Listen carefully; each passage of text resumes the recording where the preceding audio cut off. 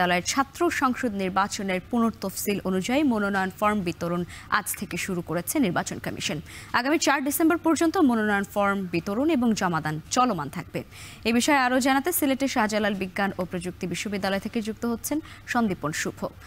Form বিতরণ কার্যক্রম শুরু হয়েছে কিনা জানতে চাইছে, আর শিক্ষার্থীদের কেমন সাড়া পাওয়া যাচ্ছে জানাবেন।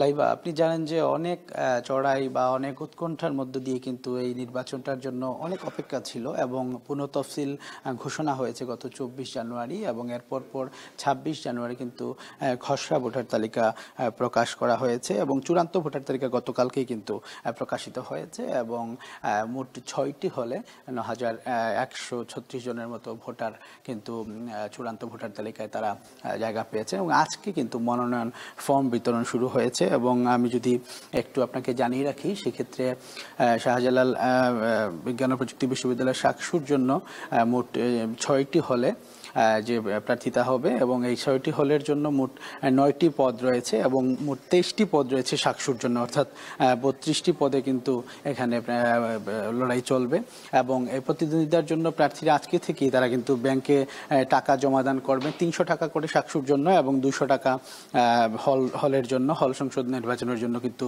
জমাদান করবেন ব্যাংকের মধ্যে। এবং নতুন একটি জিনিস হচ্ছে এই নির্বাচনকে কেন্দ্র করে যে ডোপ টেস্ট চালু করেছে শাহজালাল বিজ্ঞান ও প্রযুক্তি বিশ্ববিদ্যালয়ের নির্বাচন কমিশন।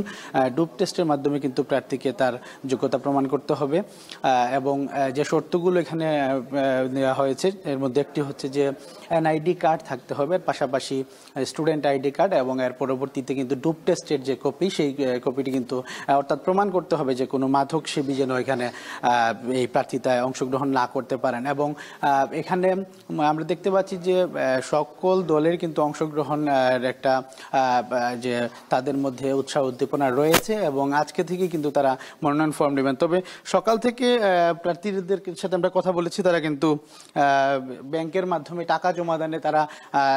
টাকা জমাদানের পরপরে কিন্তু এখান থেকে ফর্ম নেবেন এবং তারা কিন্তু আগামী পরশুদিন পর্যন্ত অর্থাৎ 4 তারিখ পর্যন্ত কিন্তু মনোনয়ন ফর্মটি তারা জমাদান করতে পারবেন। তো এই ছিল লাইবা আমার কাছে শাকসুর নির্বাচনের সর্বশেষ। সিলেটের শাহজালাল বিজ্ঞান ও প্রযুক্তি বিশ্ববিদ্যালয় থেকে যুক্ত ছিলেন সন্দীপন শুভ।